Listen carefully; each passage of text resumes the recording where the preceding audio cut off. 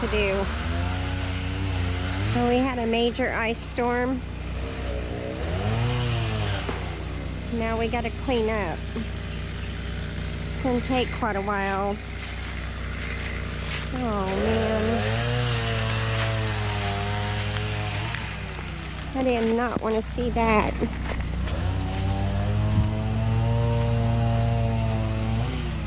Oh, our pretty trees. These are all the ones that survived the fire, and now, now look at them. What a mess.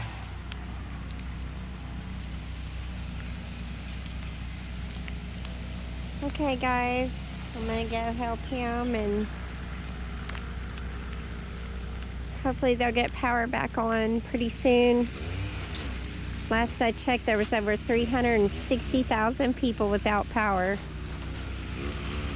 It's gonna take a couple months to clean up, so I probably won't be able to be on YouTube much, so I hope you understand.